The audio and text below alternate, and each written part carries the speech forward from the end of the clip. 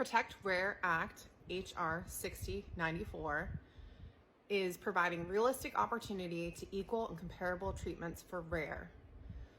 This act is to help get insurance coverage for off-label rare disease treatments.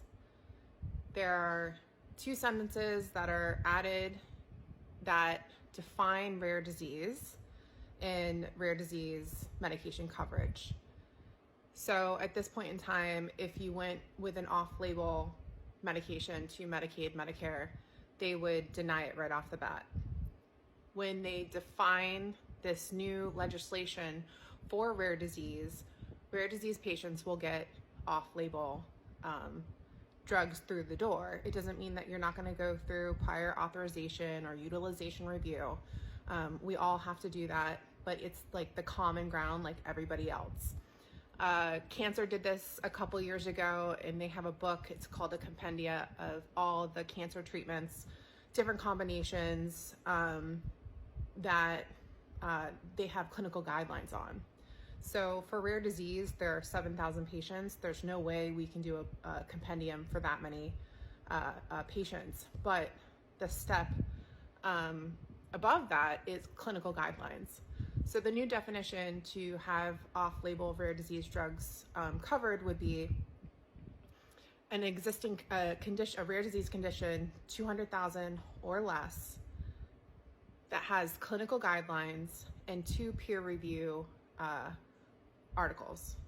And with that, you'll be able to get through the door of Medicaid, Medicare. How about you say, I don't have Medicaid and I don't have Medicare, so this doesn't apply to me. Well, when we start introducing stuff to Medicaid, Medicare, private insurance companies start to pick up on these new standards of care, and they slowly change over. But also too, when you're introducing a bill, you want to make it as light as possible to actually get it approved. So we had to do some tweaking. This is not the first time that we've introduced this bill. But also too, maybe I'm still not making sense. Like, why are you doing this? There's actually 2 more reasons why. So in the last 10 years, there's been a huge surge of repurposing drugs for rare disease. And in that repurposing of drugs, it's labeled as off-label. So anytime in the future, someone could come up with a drug, say for diabetes, and it works for galactosemia. But because we don't have this legislation in place, insurance wouldn't cover it because it's off-label and we don't have enough patients and we don't have enough research. Like, it gets complicated. It's not on the label and not on an FDA label.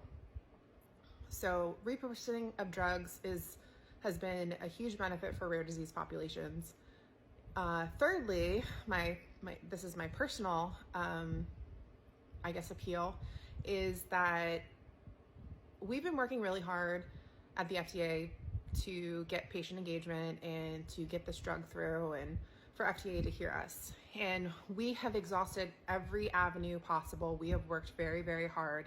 Every single one of us has emailed, called, done amazing things.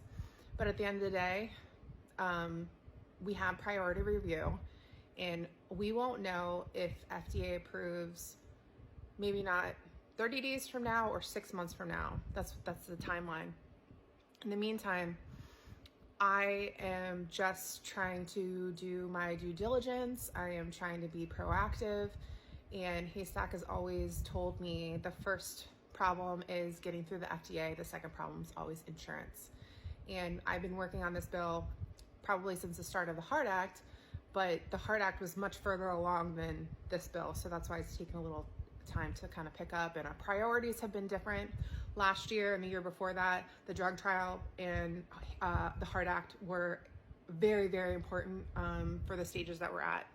Now with the possibilities of FDA approval or maybe not approval, my daughter's been on this drug for 7 months, and I've seen a lot of changes in her, and I want her to have this drug and I want her to be on this drug because it's made a difference in her life.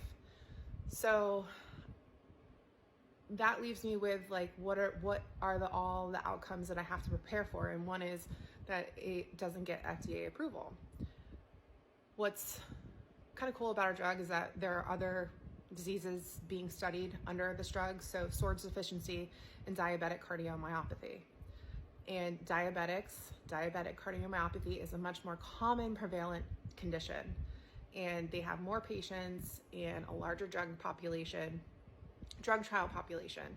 So the likelihood of their getting an FDA approval leaves us with the option of getting off-label approval. And with this bill, insurance would cover it, if that makes any sense. So at the end of the day, somehow we get off-label coverage. We need to make sure that we secure insurance coverage with that as well. I know that's a lot of information, so please ask questions. I'm gonna try and update and let you guys know, but I'm ready to advocate. I've been in this, so if you want to join me, please let me know. I'll send you the packet of information. I'm gonna post it on Facebook. But also too, we can still write letters to FDA. I have at the top of our CG page, Brittany's kind of like example of what to write to FDA.